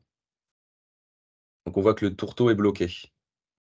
C'est tous ces problèmes qui sont montrés sur cette vidéo qui nous intéressent et qui vont être utiles d'étudier dans le cadre de cette thèse déjà et sur ce qui est mené à Terra Innovia. Donc, pour les recherches qui sont mises en place à Terra Innovia, donc là, vous voyez le premier appareil qui a été acquis. C'est un banc d'essai de chez Mecmaisin, pardon. Il est composé de 2 parties, donc un piston qui va venir descendre, qui va nous permettre la mesure de la force et du déplacement. Il va descendre à une vitesse qu'on va lui fixer. Et ensuite, on a fait designer un module de compression qui va permettre, lui, de mettre une matrice dedans et de pouvoir voir la compression du gâteau qui va être mis. Alors, on va faire un petit focus sur le module de compression. Donc, il se compose comme ceci. J'ai plus ma souris. Donc, le piston qui va descendre, on va mettre 1 litre de graine. Le piston va venir descendre et en bas, on a une plaque perforée. La plaque perforée va permettre le passage de l'huile, donc de la phase liquide, tandis que la phase solide va pouvoir rester ici. Donc, on va avoir une extraction unidirectionnelle d'huile. Donc, les caractéristiques de ce module. Donc, on a un piston de 40 mm de diamètre, un banc d'essai qui peut monter jusqu'à 50 kN de force. Donc, avec le piston de 40 mm de diamètre, ça permet de développer une pression qui est de environ 350 bars. Ensuite, pour la machine, on peut faire varier la vitesse entre 0,1 et 400 mm par minute, ce qui permet d'avoir une grande plage de vitesse, que ce soit des vitesses lentes ou des vitesses élevées.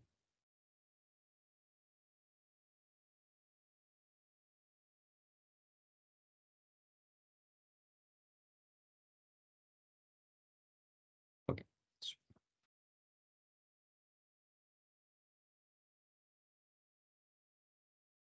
Petit problème de diapo.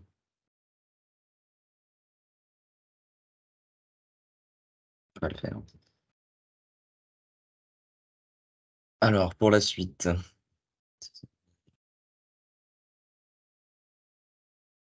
Donc, les manipulations qui ont été faites, on a utilisé une matrice qui est le tournesol décortiqué. Une teneur en eau classique qui est de 4%. On a décidé de travailler en isomasse pour avoir des valeurs comparatives.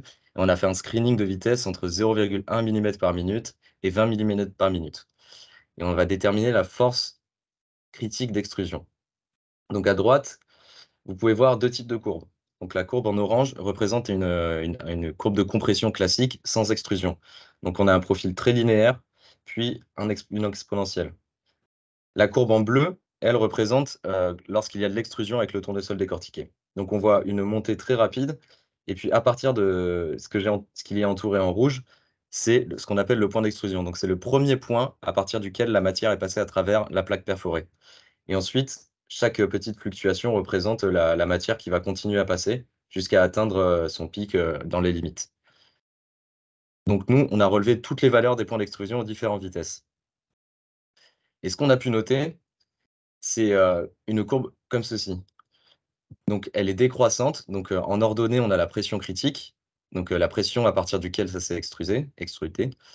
Et en abscisse, la vitesse de compression en millimètres par minute. Donc le premier constat qu'on peut faire en regardant cette courbe, c'est que au plus la vitesse de compression augmente, plus bas est la pression critique d'extrusion. Donc on passe d'une valeur de 32 mégapascales à 12 mégapascales. Donc premier constat, on voit qu'il y a un lien entre la vitesse de compression et la pression critique d'extrusion. Deuxième constat qu'on a fait, puisqu'on est descendu à des vitesses qui sont inférieures à 1 mm par minute, c'est que il n'y a pas d'extrusion sur cette matrice et dans la gamme de pression qui nous est donnée par le piston. Donc, plus la vitesse de compression est rapide, plus la pression critique d'extrusion est basse. Maintenant, on a dû se demander pourquoi ce phénomène il a lieu. Notre hypothèse, c'est que la pression et la vitesse de sortie de l'huile à travers le réseau de capillaires dans le milieu, elle est dépassée. Donc, le seul choix qui reste à la matrice, c'est de passer à travers les pores de la plaque perforée. Après avoir obtenu ces résultats, quelle est la suite? Tout d'abord, sur la micropresse, on a fait designer un nouveau module qui permet d'étudier la plasticité de la matière en fonction de différents diamètres de restriction. Donc, même principe, on aura un piston qui descend, sauf qu'on travaillera sur une matière déjà partiellement désuélée et on regardera comment la matière se comporte sur des restrictions de diamètre. On a aussi pris un nouveau piston qui peut monter jusqu'à 1000 bars pour aller voir ce qui se passe sur les hautes pressions si c'est nécessaire. Ensuite, comme on a un pilote une presse en continu qui va vous être montré juste après, on va faire des essais sur le tournesol décortiqué et on va regarder si le phénomène de pression critique d'extrusion a toujours lieu. On va voir aussi si en changeant la vitesse de rotation, ce qui va induire un changement de vitesse de compression, on aura aussi les mêmes phénomènes et les mêmes tendances. Qu'est-ce qu'on peut retenir de ce qui a été présenté? C'est que l'évolution de l'extraction mécanique d'huile végétale tend vers des plus petites unités mobiles. L'utilisation de matrices pauvres en film permettrait de réduire les coûts de l'extraction, aider à avoir un apport en agriculture biologique dans les tourteaux et valoriser les coproduits plus facilement. Il est nécessaire et intéressant de continuer la recherche sur ces phénomènes qui entrent en jeu lors du pressage de matrices pauvres en fibres, d'où l'intérêt de cette thèse. Et la première explication des phénomènes d'extrusion qui ont lieu lors du pressage de ces matrices pourrait être la pression critique d'extrusion. Cependant, il est nécessaire de passer sur la presse en continu et de voir ce qu'il se passe, parce que dans ces essais qui ont été présentés, on est sur une presse unidirectionnelle. Cependant, dans le pressage en continu, on est sur une vis sans fin qui tourne, donc d'autres forces entrent en jeu, comme les forces de cisaillement. Et donc, c'est là où il va être intéressant de voir s'il y a d'autres phénomènes qui vont entrer en jeu. Je vous remercie de votre attention et si vous avez des questions sur la présentation, je suis là pour y répondre.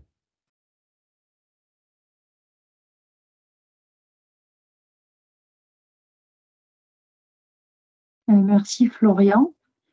Donc là, pour l'instant, nous n'avons pas de questions. Je pense qu'il y aura peut-être des questions sur l'ensemble de ta présentation et celle de Teco qui vient compléter ta présentation, puisque Teco va maintenant présenter les premiers résultats sur la presse en continu, justement, dont tu parlais, Florian.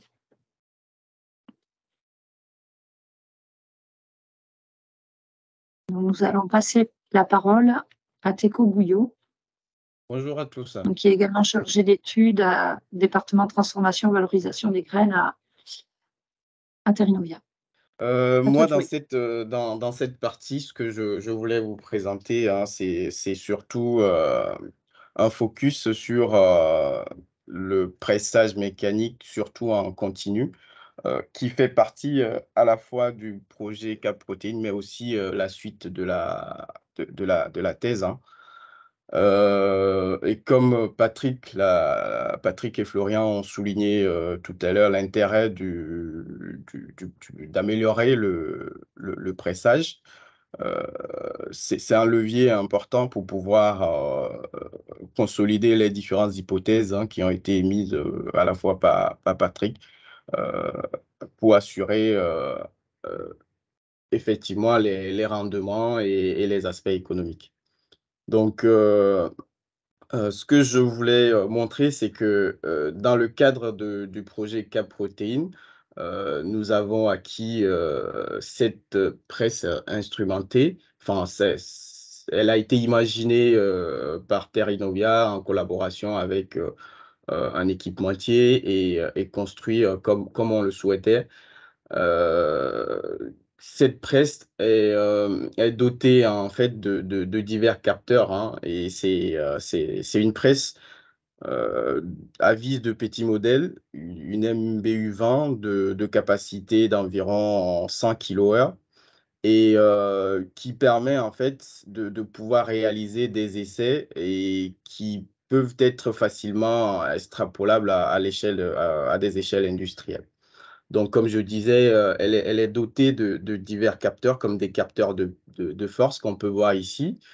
Les pastilles orange, par exemple, on a des différents capteurs de force pour mesurer la force radiale que peut subir la matière dans la presse.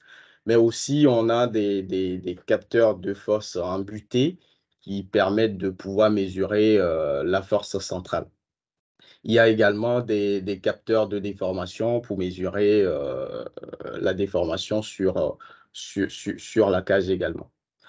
L'objectif de pouvoir disposer d'un tel équipement, c'est effectivement de mieux comprendre les différents phénomènes qui se déroulent tout au long de la presse, c'est-à-dire les différents phénomènes mécaniques que subissent la matrice le long de la presse afin d'améliorer à la fois les rendements d'extraction, mais aussi la préservation de la qualité des tourteaux en termes de protéines et en jouant effectivement soit sur les différents pré-traitements, mais aussi sur la construction de nouvelles presses c'est de pouvoir orienter la construction de nouvelles presses dans le futur.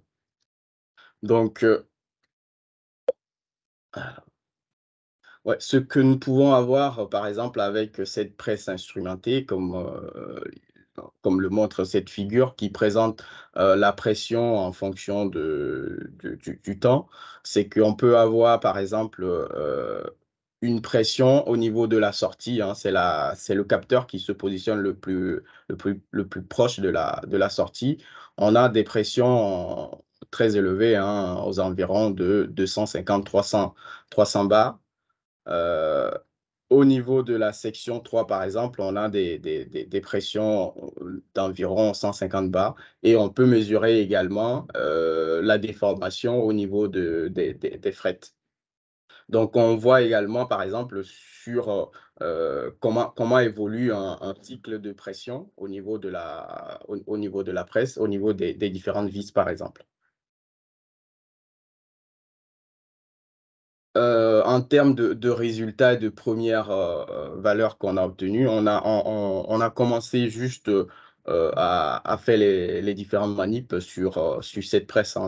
La construction a été un peu longue, donc on commence juste à comprendre et à faire des essais avec cette presse. Donc là, je montre un peu l'évolution de la pression le long de la presse, le long enfin, le long des différentes zone de la presse en fonction du temps. Et là, sur leurs données à droite, on a la pression P3 et P4 qui sont les pressions au niveau qui se situent les plus proches de la sortie et P1, P2 qui sont plus au niveau de l'entrée, plutôt en leur données à droite, où là, on voit qu'au niveau de P1, c'est pratiquement pas de pression, hein, ce qui semble logique, et parce que c'est au niveau de l'entrée, il y a juste un mélange avant d'aller de plus en plus vers une compression. Donc, on observe bien tout ça et on voit qu'à partir de P3, on a une génération de pression et au niveau de P4, on a des pressions maximales. Ce qu'on remarque aussi, c'est que le comportement de la matrice, c'est qu'il y a une génération de la pression cyclique qui se déroule dans la presse. Et on voit que la matrice n'est pas comprimée de la même manière ou au même moment au niveau de la section 3 et 4, par exemple, où on voit que les cycles enfin, les pics sont un peu décalés, c'est-à-dire lorsqu'on est au maximum de la pression au niveau de P3, ben, on est plutôt bas au niveau de P4 avant de transférer la matière vers P4 et dans la zone 4 et comprimée. Donc, on peut avoir ces genres d'informations sur cette presse-là. D'autres informations qu'on peut avoir ou qu'on a essayé de récupérer, c'est d'évaluer le débit d'huile au cours du pressage dans différentes zones. On a scindé la presse en différentes zones, de la zone 1 vers la zone 5, qui est la zone la plus proche de la sortie, et la zone 1 plutôt proche de l'entrée, en positionnant une sorte de cuvette pour récupérer l'huile qui sort. Donc, normalement, il y en a 5, hein, mais là, on voit que 4. Et ce qu'on constate, c'est que dans la zone 1 ou au niveau de l'entrée de presse, il y a très peu d'huile qui sortent dans cette zone-là. Et la majeure partie de l'huile, hein, sort au niveau de la zone 2 et au niveau de la zone 3. Et au niveau de la zone 5, où on a vu tout à l'heure, où on avait les pressions les plus élevées, en fait, on n'a pas forcément une forte, enfin, un fort débit d'huile. Donc, ce qu'on constate plutôt, c'est plus une sorte de gâteau ou de pied qui sort au niveau de la zone 5, où où on génère plus de pression.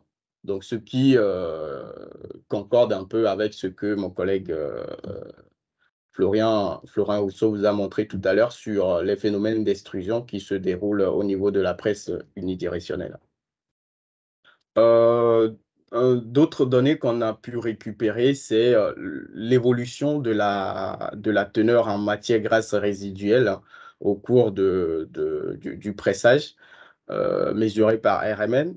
On a procédé par ouverture de la presse, puis en faisant des prélèvements des tourteaux au niveau des différentes zones, en mesurant le point où on fait le prélèvement par rapport à la sortie du tourteau.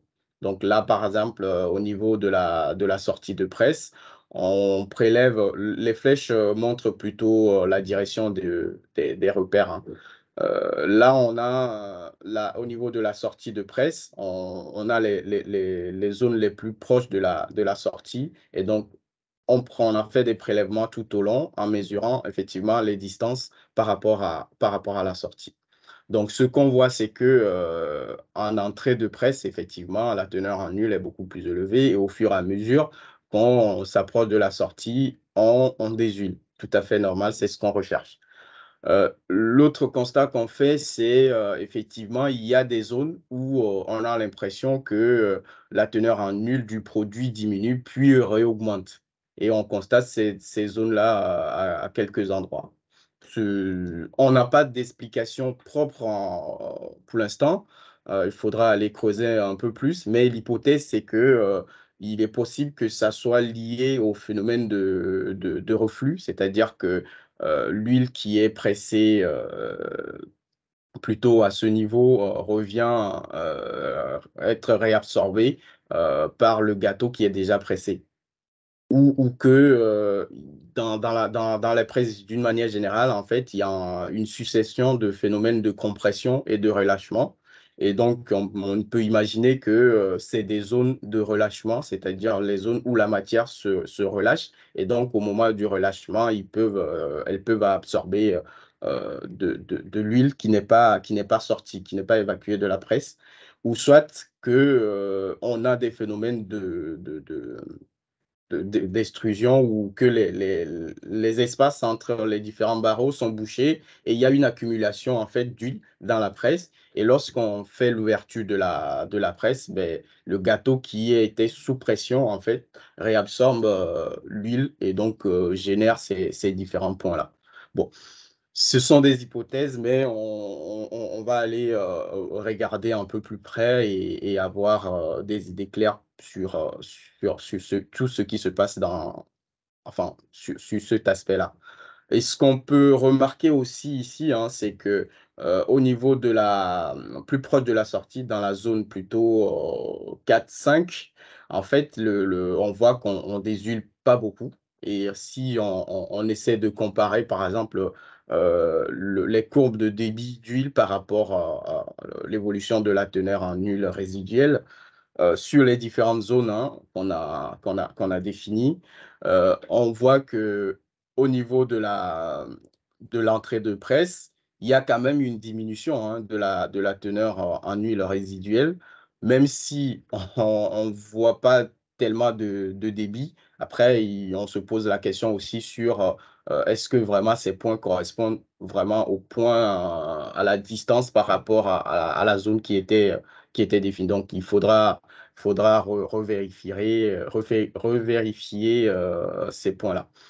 Mais ce qu'on constate en tout cas, c'est que il y a quand même une diminution de 12% dans la zone 1, mais les plus fortes diminutions de la teneur en huile résiduelle sont dans la zone 2 et 3, qui correspondent aussi à des zones où on a le plus fort débit. Donc, ce qui semble assez cohérent. Dans la zone 4, on a 8% et dans la zone 5, on n'a que 1% de réduction de la teneur en huile de la teneur en matière grasse résiduelle. Et ça, c'est assez paradoxal parce que les zones 5 correspondent à la zone où on a la pression qui est multipliée par 10, mais c'est là où on n'a quasiment pas de réduction de la teneur en huile résiduelle, même si la teneur initiale en début de cette zone est beaucoup plus faible que ce qu'on peut observer dans les autres zones. Mais par contre, ce qu'on voit dans cette zone qui est plus marquant, c'est qu'il y a beaucoup de pieds qui est généré, hein. Il y a une sorte d'extrusion qui se déroule dans cette zone à cause de la forte pression qui est générée. Donc, ce que révèlent ces informations, c'est qu'il y a un compromis à trouver entre la vitesse de compression, la pression et le temps. Et donc, pas forcément besoin de générer une forte pression en début de pressage, en début de presse, mais d'avoir un gradient de pression pour assurer en fait un bon écoulement de l'huile sans trop favoriser de l'extrusion de la matrice au risque de boucher effectivement les espaces entre les barreaux qui laissent passer l'huile et abîmer l'efficacité de l'extraction. La suite de ces travaux serait d'aller de continuer hein, sur la caractérisation de la pression générée à plus d'endroits, pas que sur les 4 zones qu'on vient de montrer, mais à plus d'endroits de la presse pour avoir en fait une cartographie plus fine de la pression subie par la matrice tout au long de la presse. Mais aussi de mieux caractériser sur un cycle de compression ce qui se passe réellement, la pression que subit comment dire, la matrice sur un cycle de compression et de pouvoir les comparer avec ou bien reproduire ça avec la presse unidirectionnelle. Euh, on va également analyser les écoulements de la matière hein, le long de segments de vis pour un cycle de compression pour pouvoir voir est-ce que ces données corroborent avec ou bien concordent avec les courbes caractéristiques qu'on obtient avec la presse unidirectionnelle. La finalité de tout ça, c'est de pouvoir définir des cinétiques qui vont être regroupés ou bien qui vont être intégrés pour pouvoir développer un modèle capable de simuler des différentes phénoménologies qui sont mises en évidence à la fois dans la presse, dans la micropresse, hein, dans la presse unidirectionnelle, mais surtout qu'on arrive à expliquer ce qui se passe dans la presse en continu et de là proposer un outil d'optimisation du pressage mécanique, surtout sur les matrices pauvres en fibres qui sont terriblement difficiles à presser. Ce qu'il faut retenir, c'est que durant ce webinaire, hein, par rapport à tout ce qu'ont dit mes collègues, c'est qu'il y a un gros enjeu sur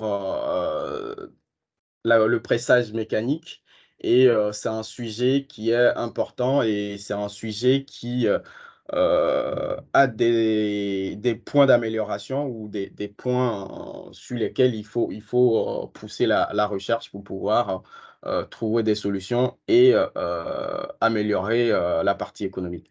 Donc, dans ce travail de thèse, on va continuer dans ce sens, surtout sur le pressage mécanique des graines décortiquées. La finalité, comme je le disais, c'est aussi de pouvoir contribuer à l'amélioration des designs des presses qui vont sortir, hein. C'est pour ça qu'on travaille en collaboration avec des équipementiers. Et cette amélioration du design des presses permettra de répondre à 3 enjeux principaux, à savoir l'amélioration du bilan économique en améliorant effectivement l'efficacité de l'extraction d'huile, mais aussi la réduction de la consommation d'énergie et tout en préservant la qualité des protéines, c'est-à-dire avoir des produits plus concentrés en protéines, en passant par le décortiquage, par exemple, en préservant effectivement la digestibilité des acides aminés qui vont impacter directement la réduction des émissions de gaz à effet de serre, hein, notamment en limitant la partie d'acide aminé rejetée dans l'atmosphère.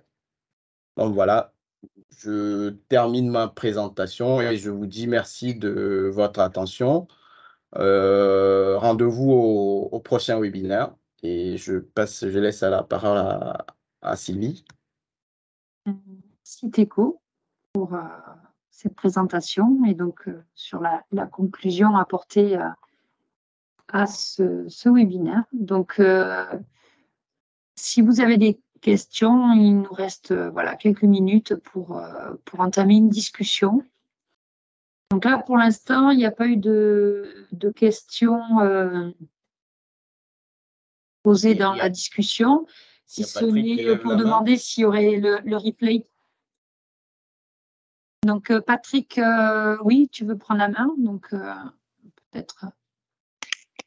Oui, je voulais juste apporter une petite précision par rapport à ce que Teco vient de dire sur l'impact de l'amélioration du procédé sur les émissions de gaz à effet de serre. Il n'y a pas de problématique d'acide aminé à ce niveau-là, de manière directe. Hein. Ce qu'il a voulu dire, je pense, excuse-moi Teco si c'est pas tout à fait ça, mais le fait de gérer une meilleure digestibilité des protéines, c'est d'avoir moins d'effluents d'élevage ensuite, puisque meilleure digestion, donc meilleure rétention azotée, ça vaut aussi pour certains minéraux. Donc, gérant des produits plus digestibles, on va faire en sorte que les animaux rejettent moins ce qu'ils n'ont pas digéré. Donc ça, c'est un point. Et puis l'autre point, c'est le fait que en limitant les besoins de séchage, en ayant un procédé qui est plus économe en énergie, on consomme moins de gaz pour produire de la vapeur et à la fin, du coup, moins de gaz à effet de serre. Merci pour le complément. C'est tout à fait ce que je voulais dire. Hein. C'est de limiter effectivement l'azote libéré.